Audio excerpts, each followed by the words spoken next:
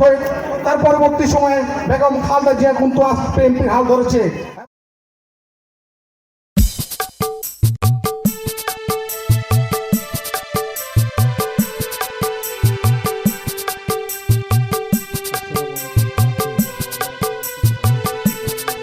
মালগুলো আমরা অটোতে উঠাই ফেলছি। আজকে মূলত বিএনপির একটা প্রোগ্রামে, বর্ধিত সভায় একটা প্রোগ্রামে আমাদের কাছে দুইটা স্পিকার, একটা মিক্সচার, একটা মেশিন, ভালো ধরনের সাউন্ড যেন প্রোভাইড করা যায় এই ধরনের একটা সেটআপ আমাদের কাছে চেয়েছে।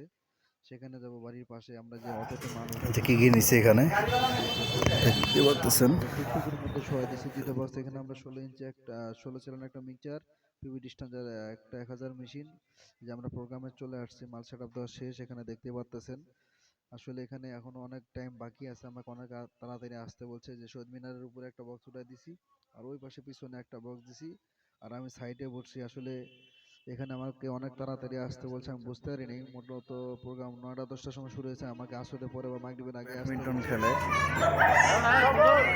এই যে ব্যাডমিন্টন খেলে দেখতে পাচ্ছেন। এই যে ব্যাডমিন্টন, ওখান থেকে লাইন টানা হয়েছে। 36 তার এক পয়েন্ট নিচ্ছি, যাতে করে 36 এর এক পয়েন্ট নিচ্ছি, যাতে করে আপনার যে কোনো জায়গায় দূর দূরান্ত লাইন হইলে পরে নিতে পারি। হ্যাঁ, কথা কও। সুইচ দাও, সুইচ দাও, সুইচ দাও, সুইচ দাও, সুইচ সুইচ করে। হ্যাঁ হয়েছে তাই। হ্যালো হামিদুল ভাই, তুমি কোথায় আছো? তুমি সারাদিন ধান কাটে আসলে না? এই কুরবান ভাই, মাইকটা আপাতত তোর জন্য ভিড়ি আছে, তোমার জন্য ফাঁকা। এই সতুল ভাই, এতে আয়, ভেজাল করিন না, এতে আয়, ভেজাল কই।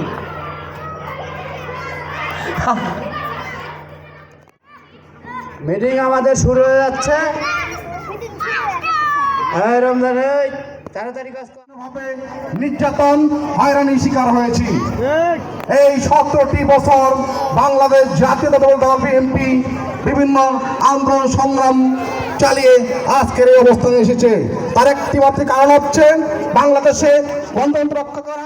বেগম খালেদা জিয়া কিন্তু বিএনপির হাল ধরেছে, এবং এই খালেদা জিয়ার মাধ্যমে বিএনপির মাধ্যমে কিন্তু বাংলাদেশে অনেক উন্নয়ন হয়েছে। তার এই কিন্তু পরবর্তীতে বিভিন্নভাবে এই বিএনপিকে তৎকালীন যে সরকার